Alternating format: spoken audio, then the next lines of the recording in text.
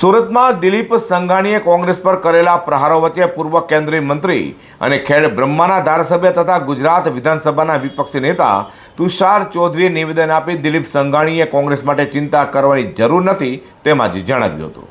પૂર્વ કેન્દ્રીય મંત્રી અને ખેડ બ્રહ્માના ધારાસભ્ય તુષાર ચૌધરીએ દિલીપભાઈ સંઘાણીએ કરેલા નિવેદનને વળતો પ્રહાર કર્યો હતો। સુરતમાં સંઘાણીએ કોંગ્રેસ પ્રદેશ પ્રમુખ પર કરેલા નિવેદન સામે જવાબ આપી કહ્યું હતું કે દિલીપભાઈ સંઘાણીએ ચિંતા કરવાની જરૂર નથી। આ ઘોડા છે કે ગધેડા છે કે પછી ખચ્ચર છે, કોંગ્રેસ પાર્ટી છે। કોંગ્રેસ પાર્ટીએ સંગઠનની જવાબદારી સોંપી છે અને આ વખતે કોંગ્રેસ પાર્ટીએ દિલ્હીથી નિરીક્ષકો મોકલીને જાહેરાત પણ પહેલી વખત દિલ્હીથી કરવામાં આવી છે। આ વખતની રણનીતિમાં સ્પષ્ટ કહેવામાં આવ્યું છે કે 3 મહિને કામની સમીક્ષા થશે। પક્ષની ડિમાન્ડ છે એ મુજબની કામગીરી નહીં કરી શકો તો તેમને બદલી નાખવામાં આવશે। રાહુલ ગાંધીના ગુજરાત પ્રવાસ પર દિલીપ સંઘાણીનું પોતાનું મંતવ્ય આપ્યું તે અંગે કહ્યું હતું કે દિલીપ સંઘાણી હાલ ભાજપથી નારાજ ચાલી રહ્યા છે। સહકારી ક્ષેત્રે દિલીપ સંઘાણીએ ભાજપનું સમર્થન મળવું જોઈએ તે મળતું નથી અને માત્ર લાઇમલાઇટમાં આવવા માટે રાહુલ ગાંધી સામે આવા નિવેદનો આપે છે। કોઈના મોઢે તાળા મારી શકાતા નથી। લોકો મન ફાવે તેવું બોલે છે, પરંતુ મારા જેવા હોય તો પોલીસ ફરિયાદ પણ કરે છે।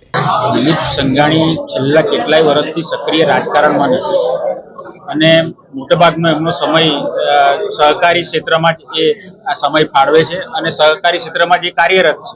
પણ આજે સુરત આવ્યા ને કદાચ ભારતીય જનતા પાર્ટી નવા પ્રદેશ પ્રમુખ બનાવવાનું વિચારતી હોય ને એમને સપનું આવ્યું હોય કે મારે બનવું હોય તો શું કરવું જોઈએ, તો કે એવા નેતાની વિરુદ્ધ બયાન આપવું એટલે હું લાઇમલાઇટમાં આવી જાઉં, એટલે માત્ર ને માત્ર લાઇમલાઇટમાં આવવા માટે આ બયાન આપ્યું હોય એવું મને લાગી રહ્યું છે। ગુજરાત કોંગ્રેસના ઇતિહાસમાં પહેલી વાર જિલ્લા કોંગ્રેસ પ્રમુખ અને શહેર કોંગ્રેસ પ્રમુખોની નિયુક્તિ માટે એઆઈસીસી થી ઓબ્ઝર્વર આવ્યા હતા અને એમના નામોની જાહેરાત પણ પહેલી વાર દિલ્હીથી કરવામાં આવી।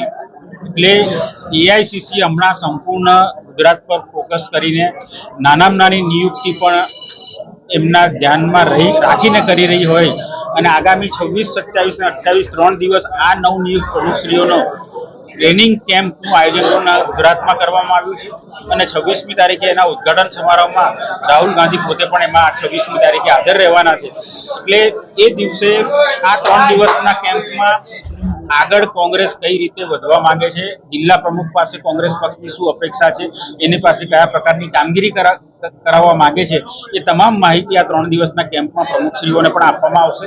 સુરતના પૂર્વ કેન્દ્રીય મંત્રી અને ખેડ બ્રહ્માના ધારાસભ્ય તથા વિધાનસભામાં વિપક્ષી નેતા ડોક્ટર તુષાર ચૌધરી આગામી સમયમાં કોંગ્રેસના નવા ઉત્સાહ સાથે આગળ આવશે તેમ જણાવ્યું છે।